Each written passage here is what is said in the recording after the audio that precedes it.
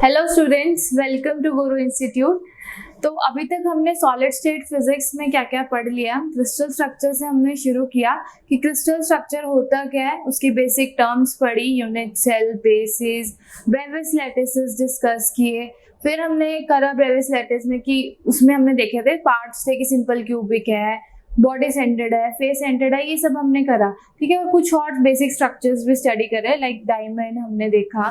ठीक है, तो उसके बाद हमने आपको बताया कि मिलर इंडिसेस क्या है, कि जैसे हमने देखा कि एक क्रिस्टल में बहुत सारे प्लेन्स बनते हैं, उन प्लेन्स की डायरेक्शंस और ओरिएंटेशन को कौन स्पेसिफाई करता है, मिलर इंडिसेस। फिर हमने देखा कि हम अगर अपने क्रिस्टल को थोड़ा और इजी वे में समझना चाहते हैं तो वो हम किससे समझ सकते हैं, रेसिप्रोकल लैटिस से। ठीक है, तो ये सब हम पढ़ चुके हैं कि हमारे पास एक डायरेक्ट लैटिस है, एक रेसिप्रोकल लैटिस है। ठीक है, अब हमारे पास मेन क्या आता है कि हम क्रिस्टल स्ट्रक्चर को देखते कैसे हैं, एक्सपेरिमेंटली। ठीक है, सब कुछ तो हम देखना चाहते हैं ना, कि रियलाइज करना चाहते हैं, तो उसके लिए हम एक होता है एक्सरे डाइफ्रैक्शन। आप आगे अब एमएससी में आ रहे हो तो एमएससी में आपको ये मे बी एक्सपेरिमेंट भी है। उसमें हम क्या करते हैं, ये जैसे हमारे पास क्रिस्टल है हमारा, इस पे एक्सरेज फॉल कराते हैं। ठीक है, एक्सरेज फॉल कराई और हमें कोई एक डाइफ्रैक्शन पैटर्न मिलता है। डाइफ्रैक्शन हमने पढ़ा हुआ है पहले भी, 12th में भी। डाइफ्रैक्शन में क्या होता है, कुछ कंडीशंस रहती है, मिनिमा की, कुछ मैक्सिमा की, कि हमारे पास मैक्सिमा इस पॉइंट पे बनेगा, इस कंडीशन पे बनेगा। 2D आपके पास जो होता है 2D by d is equal to n lambda, ऐसे मैक्सिमा की कुछ रहती है कंडीशन, ऐसे मिनिमा की भी कुछ कंडीशन रहती है। इसमें भी हमारे पास क्या रहेगी, कुछ कंडीशन रहेगी जिसपे हमारे पास डाइफ्रैक्शन पैटर्न मिलेगा। और हमारा क्रिस्टल्स में पैटर्न थोड़े इस टाइप का आता है, आपके पास ऐसे पीक्स मिलती है हमें। ठीक है, और ये हर क्रिस्टल के लिए हमारे पास फिक्स्ड होती हैं, जैसे कि ये एक तरह से होता है थीटा, और इंटेंसिटी का ग्राफ मिलता है हमें XRD से, एक्सरे डाइफ्रैक्शन पैटर्न।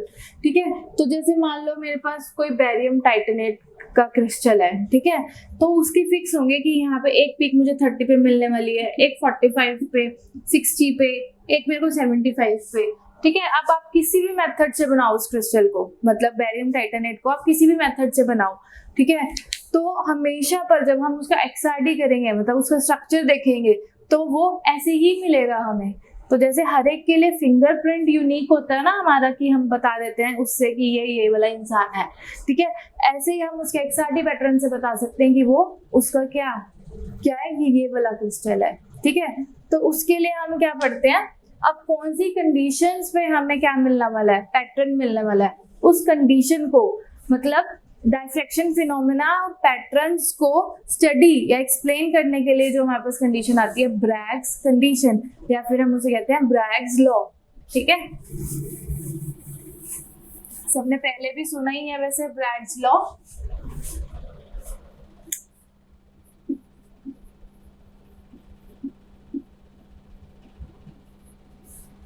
ठीक है, तो ब्रैग्स लॉ में हमारे पास क्या होता है, हमने पढ़ा कि हमारे पास क्रिस्टल में अलग अलग प्लेन्स हैं। ठीक है, अब वो प्लेन्स में क्या होगा, एक्सरे फॉल करी, क्या ये हमारे पास इंसिडेंट आई, और फिर क्या हुई, उस प्लेन से रिफ्लेक्ट होगी। ठीक है, फिर रिफ्लेक्ट करके बीच में हमारे पास वो एंगल बने, जो angle of incidence is equal to angle of reflection. फिर हम देखेंगे कि कौन सी कंडीशन में हमें डाइफ्रैक्शन पैटर्न मिल रहा है। ठीक है, तो हम ब्रैग्स क्या थे, एक साइंटिस्ट थे, उन्होंने कुछ एजम्पशंस एज्यूम करी। क्या, पहली तो यही कि crystal contains many parallel planes.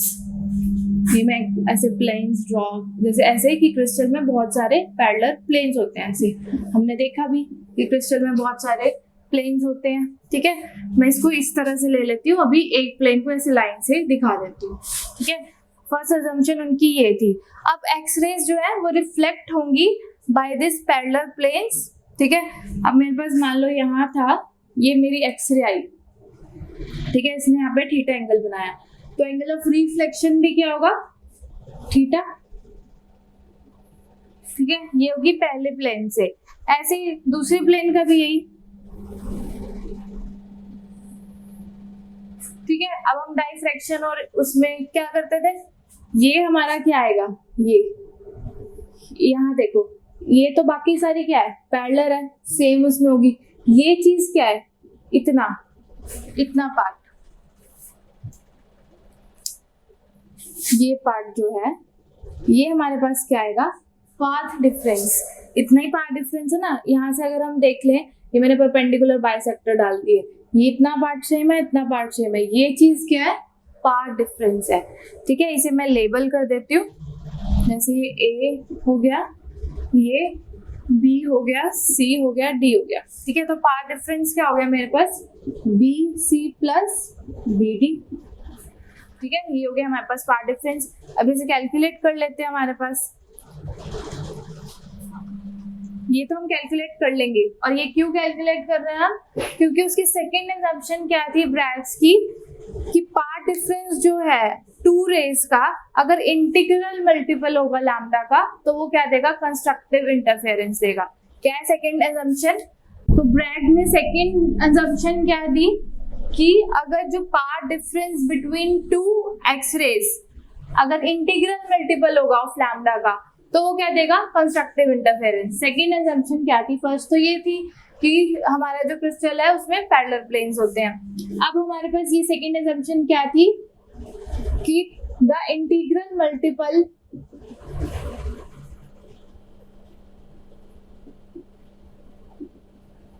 Of lambda होगा किसका, फॉर कंस्ट्रक्टिव इंटरफेरेंस के लिए।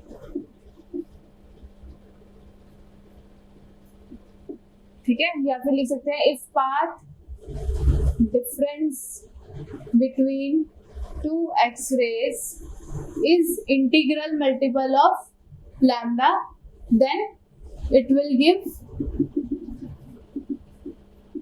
Constructive interference. ठीक है, तो उसके लिए हम पार्ट डिफरेंस निकालेंगे।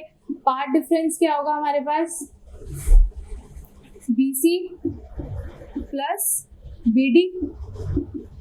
ठीक है, तो अभी ये BC और BD हमें निकालना है, तो इसके लिए मैं एक ये, अब ये अगर थीटा है तो ये देखो ये एंगल भी क्या होगा, थीटा। क्यों, एंगल बिटवीन टू 90 डिग्रीज, ये 90 डिग्री और ये 90 डिग्री, तो ये कॉमन हो गया, ये हमारा थीटा, ये थीटा, ये भी क्या आएगा, थीटा। तो इसमें देखो इस वाले ट्राइंगल में ABC में, in triangle ABC sine theta क्या होगा, साइन थीटा, ये इसके सामने वाला परपेंडिकुलर BC अपॉन ये चीज क्या है, ये चीज डिस्टेंस बिटवीन टू प्लेन्स, और डिस्टेंस बिटवीन ये सारा ये ब्रैकेट हम किस में पढ़ रहे हैं, डायरेक्ट लैटिस के लिए पढ़ रहे हैं। ठीक है, तो ये क्या है, डिस्टेंस बिटवीन टू प्लेन्स क्या होएगा, D। ठीक है, तो ये हमारे पास आ गया D, इंटरप्लेनर डिस्टेंस। तो हमारे पास BC क्या आ जाएगा, D साइन थीटा। ठीक है, सिमिलरली फॉर दिस ट्राइंगल, ये ABD के लिए यहाँ पे भी क्या निकल जाएगा, साइन थीटा। ये BD क्या निकल जाएगा, D साइन थीटा। तो पार्ट डिफरेंस क्या आ गया हमारे पास, D sine theta plus D sine theta, that is 2D sine theta. और ये किसके इक्वल होना चाहिए, इंटीग्रल मल्टीपल ऑफ लैम्डा। तो मैं N लैम्डा के इक्वल लिख सकती हूँ इसे, तो 2D sine theta is equal to N lambda. ये हमारे पास क्या आ गई, ब्रैग्स कंडीशन और ब्रैग्स लॉ। ठीक है, कि इस कंडीशंस के लिए कि थीटा और D और इन सब में ये कॉम्बिनेशन होना चाहिए, तब जाके हमारे पास क्या बनेगी, कंस्ट्रक्टिव इंटरफेरेंस होगी, हमें पैटर्न मिलेगा। ठीक है, तो ये होगी हमारे पास ब्रैग्स कंडीशन।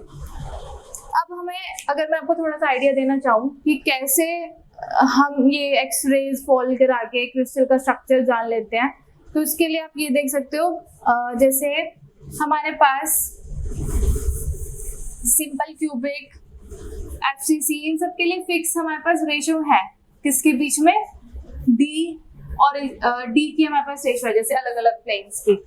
जैसे फॉर सिंपल क्यूबिक के लिए आपके पास D की रेशियो आती है अलग अलग प्लेन्स की, 100, 110 और 1D11 की हमारे पास रेशियो होती है 1:2:3। BCC के लिए होती है हमारे पास, ये आप याद भी करके रख सकते हो, ऐसे निकाल भी सकते हैं हम। ठीक है, ये कभी एक बार क्वेश्चन में पूछा भी गया है कि इनकी रेशियो डायरेक्टली याद होगी तो आपको कैलकुलेट करने का आपका टाइम भी बच जाएगा। ठीक है, D100, D110, D111 की यहाँ रेशो होती है 1/2, 1/2√3 और FCC के लिए होती है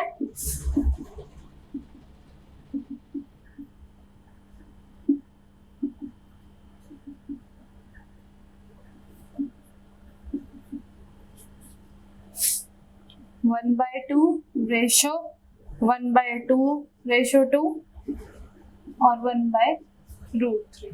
ठीक है, ये हमारे पास होती है। अब मैंने क्या किया, एक KCl का स्ट्रक्चर ले लिया, पोटेशियम क्लोरीन का, मतलब क्रिस्टल ले लिया। उसमें मैंने क्या किया, एक्सरेज फॉल कराई और मैंने देखा कि मेरे पास ये रिलेशन आ रहा है 2D100 sin θ1 जैसे लैम्डा।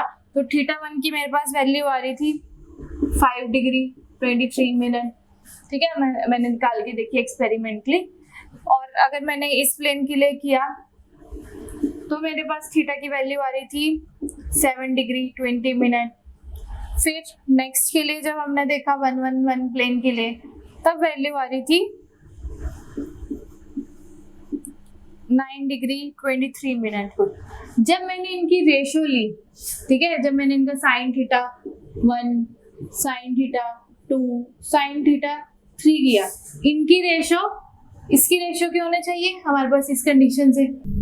ठीक है, तो वो किसके ऐसे होना चाहिए कि इसकी जो रेशो आ रही है 1/D11, D110 और 1/D11, ये किसके रेशो के होने चाहिए। हम ऐसे देखें, sin θ1 ratio sin θ2 ratio sin θ3। ठीक है, ये ऐसे होना चाहिए। जब हमने इसकी रेशो निकाली तो वो रेशो आ रही थी 1:2:3। मतलब जब हमने इनके थीटास की रेशो निकाली तो इससे हमें क्या पता लग गया, ये किसके लिए थी, सिंपल क्यूबिक के लिए, कि KCl स्ट्रक्चर क्या है, सिंपल क्यूबिक है। अब जब हमें सिंपल क्यूबिक पता लग गया तो हमें क्या पता लग गया कि उसके एटम्स क्या है, सिर्फ कॉर्नर्स पे प्लेस्ड है। हमें उसके यूनिट सेल की पूरी इंफॉर्मेशन मिल गई कि उसमें नंबर ऑफ एटम की 1 कंट्रीब्यूशन है एक यूनिट सेल में, उसके सिर्फ कॉर्नर्स पे प्रेजेंट है, ये भी हमें पता लग गया। उसके नियरेस्ट नेबर डिस्टेंस क्या है, पैकिंग फ्रैक्शन क्या है, ये सारी इंफॉर्मेशन आपको मिल गई। ठीक है, ये सब हम पहले ही पढ़ चुके हैं। अब हमें मिली कैसे है ये हमने यहाँ से देख लिया। ठीक है, तो ये सब इंटर रिलेटेड है, क्यों पढ़ रहे हैं ये जानना भी बहुत जरूरी होता है, तो ये सब दिमाग में रख के चलना है। अब ये तो था हमारे पास डायरेक्ट लैटिस के लिए कि हमारे पास ये डाइफ्रैक्शन कंडीशन क्या है, बट रेसिप्रोकल लैटिस में तो ऐसा नहीं है। अभी तो मैंने पॉइंट एक प्लेन लिया सीधा ही, उससे रिफ्लेक्ट कराया, बट अब रेसिप्रोकल लैटिस में तो हर एक पॉइंट ही प्लेन है, तो उसके लिए ब्रैग्स कंडीशन क्या होगी। ठीक है, तो वो देखनी है हमें।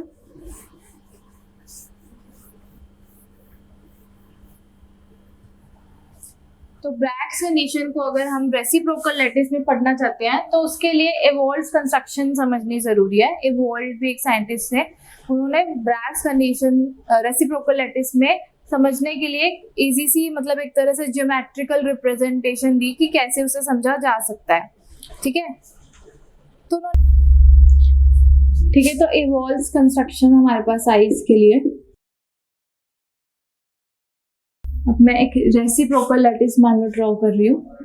मतलब अब इस रेसिप्रोकल लैटिस में क्या ध्यान रखना है कि हर एक पॉइंट क्या कर रहा है, हमें प्लेन को इंडिकेट कर रहा है।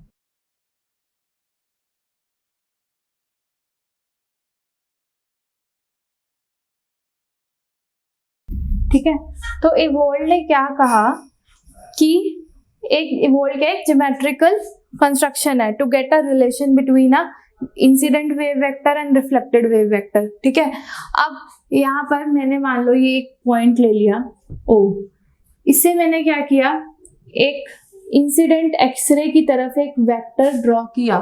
अब ये जो वेक्टर होगा वो क्या होगा, रेसिप्रोकल ऑफ वेवलेंथ होगा, क्योंकि ये क्या है, रेसिप्रोकल लैटिस है, मतलब इसका जो मैग्नीट्यूड आएगा वो रेसिप्रोकल ऑफ वेवलेंथ आएगा। ठीक है, ये क्या हो गया, मेरा इंसिडेंट एक्सरे के डायरेक्शन में मैंने एक वेव वेक्टर लिया। ये एक सिर्फ कंस्ट्रक्शन है कि जिससे हम अपने इसको समझ पाएंगे, किसे, ब्रैग्स कंडीशन को रेसिप्रोकल लैटिस में। अब क्या किया, यहाँ से मान लो मैंने कंपास इतना खोला और एक सर्कल ड्रॉ कर दिया, ये ऐसे लिया, इसी रेडियस का मैंने यहाँ पे सर्कल ड्रॉ कर दिया। ठीक है।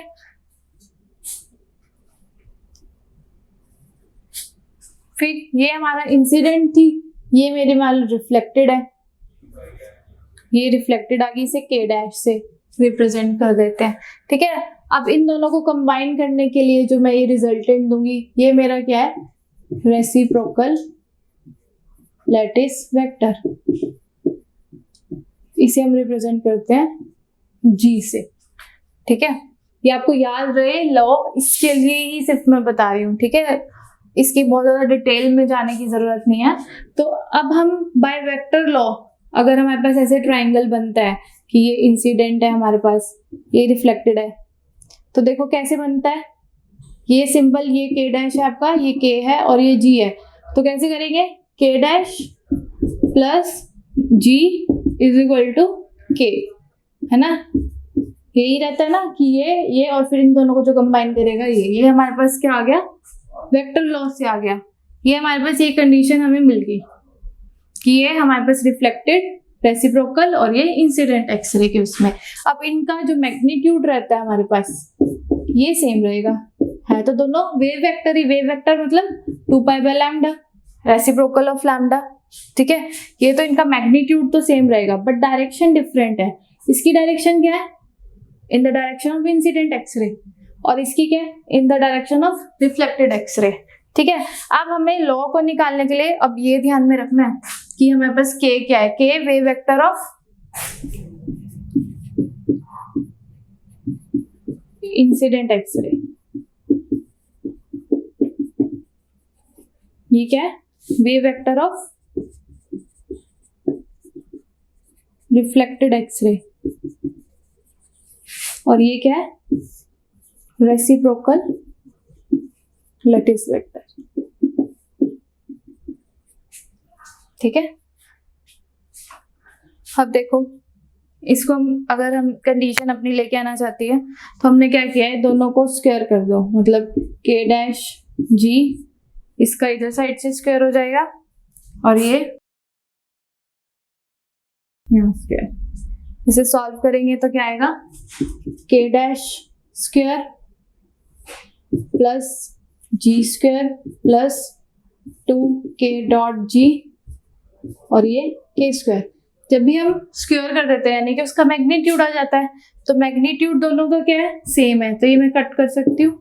ठीक है, तो मेरे पास लास्ट कंडीशन क्या आ जाएगी, g square plus 2k dot g 0, और ये हमारी क्या होती है, Bragg's condition in reciprocal lattice.